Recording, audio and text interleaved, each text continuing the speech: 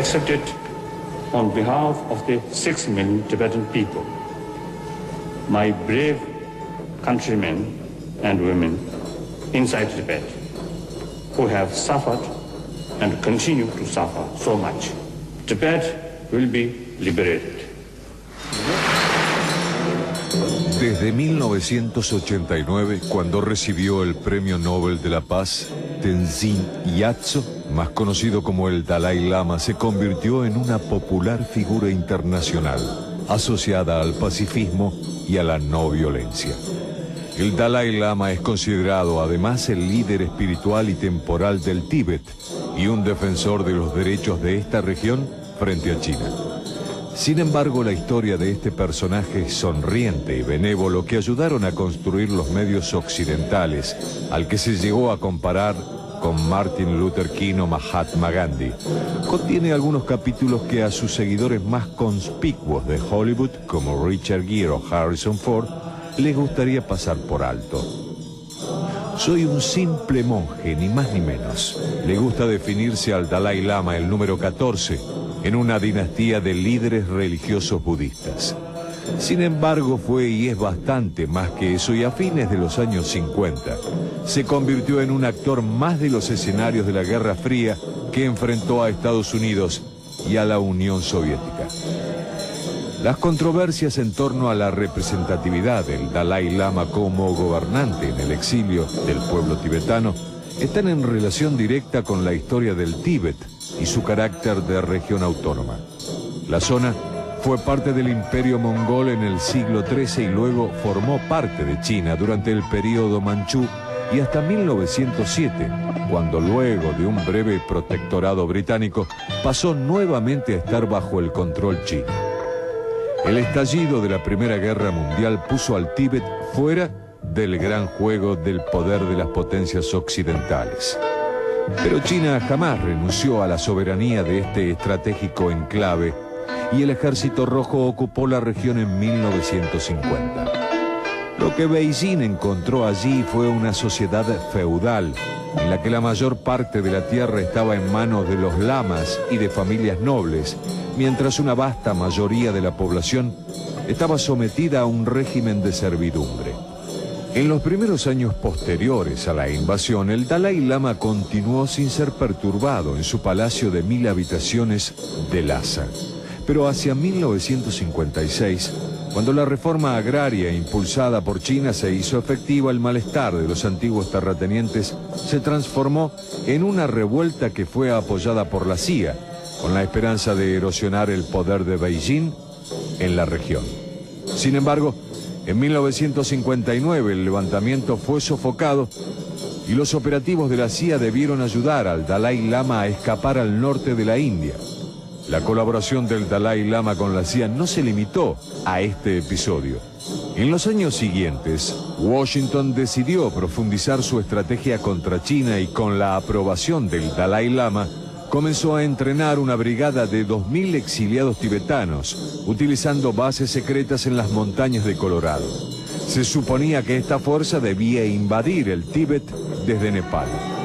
Estos hechos fueron admitidos por el propio Dalai Lama en su autobiografía, Libertad Exiliada, un bestseller que vendió más de 1 millón de ejemplares y se convirtió en el primero de una exitosa saga comercial de otros libros.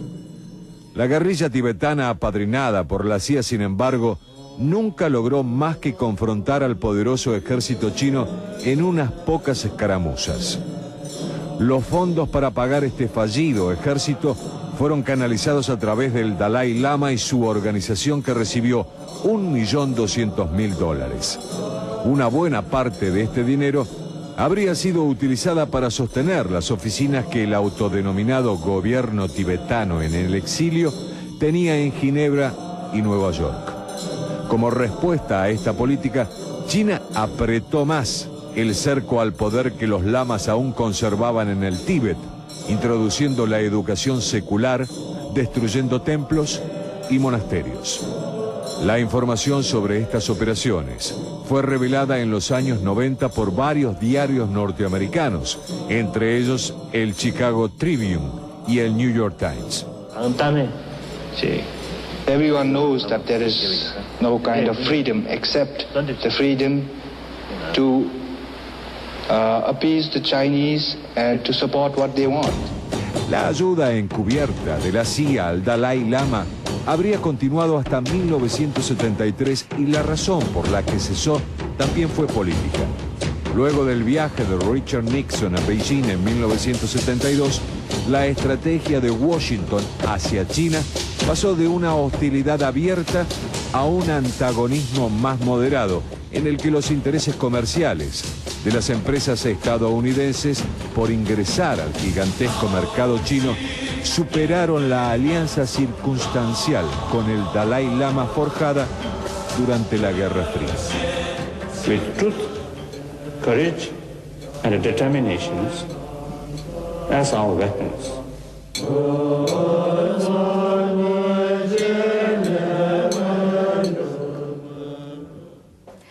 Recordemos que en las últimas semanas hubo lo que desde el exilio se llama un levantamiento y lo que desde el gobierno central de Beijing llaman una especie de revuelta turbulenta o algo por el estilo. Hubo represión, hubo muertos, no se coinciden las cifras naturalmente, el gobierno central habla de alguna decena por ahí, en el exilio en cambio ya están hablando de 135 muertos. El Dalai Lama volvió a hablar hoy, volvió a decir que estaría dispuesto a renunciar posiblemente en un futuro no tan lejano, pero dijo algo curioso, mientras en el mundo están hablando de un posible boicot a los Juegos Olímpicos de agosto, que es aquello que el gobierno central tiene como meta más cercana, el Dalai Lama dijo que los Juegos Olímpicos tienen que hacerse en China, que China merece que se hagan los Juegos Olímpicos porque es el país más poblado de la Tierra y porque ellos pertenecen a China. Lo que dice, insistimos, habla de genocidio cultural porque insiste en que desde el gobierno central precisamente lo que se hizo fue vaciar de tibetanos el Tíbet, lo que comentaba Pedro la semana pasada. De todas maneras me quedé pensando en el título del informe, ¿no? Yo creo que a ese título le falta un signo pregunta, el monje de la CIA. Creo que la CIA y la relación con opositores a determinados regímenes es más contradictoria, no es lineal. Nosotros vemos cómo, por ejemplo, en el este europeo, con la caída y desaparición de la Unión Soviética, no cabe la menor duda que Estados Unidos estuvo trabajando para la caída de Milosevic y para la caída de varios presidentes. Ahora, esto no convertía necesariamente a todos aquellos que se oponían, como en el caso de Milosevic, en directos agentes de la CIA. Eran opositores al régimen que, en su afán por conseguir, por ejemplo, dinero para poder comprar fotocopiadoras, poder imprimir volantes, comprar camisetas, recibían dinero de cualquier lado. Y no preguntaban de dónde recibían el dinero. Está bien, es complejo lo que está señalando Pedro, y está bien traerlo a cuento, porque precisamente con la caída de la Unión Soviética, lo que se dio en el este también es el ingreso de personajes que tienen origen en Estados Unidos, pero que no necesariamente están vinculados a la CIA, ni siquiera al gobierno de turno. Digo, Soros, George Soros, que tiene su fundación, una fundación que trabajó mucho en Ucrania, que trabajó mucho en Georgia en contra de los gobiernos entonces, no tiene nada que ver con el gobierno de George Bush. Bueno, te agregaría incluso en América Latina el caso de Bolivia y Venezuela. No todos los opositores a Chávez o a Evo Morales son necesariamente agentes de la CIA, ni trabajan para la CIA. A veces son funcionarios, no siempre. Exactamente, puede haber convergencia de intereses y que desde Estados Unidos se vayan motorizando determinados temas a través de trabajos académicos, a través de reuniones con ellos, pero no los convierte en orgánicos. No, pero siempre hay dinero de por medio. Exactamente, pero claro, siempre hay dinero que ayuda. Funcionarios y funcionales a veces, ¿no? Exactamente, con el caso de Soros con dudas. Bush hay vinculaciones de negocios, pero no en cuanto a por ahí a las políticas. En términos de política están en veredas enfrentadas, claramente. Claro, en política exterior. Pero probablemente no en los negocios. Como claramente en algunas expresiones públicas, no tanto por ahí, en algunas vinculaciones por debajo, puede ser. Con cuestiones económicas que también tienen vinculación con apoyo a determinadas campañas o respaldo a determinadas acciones políticas, ¿no?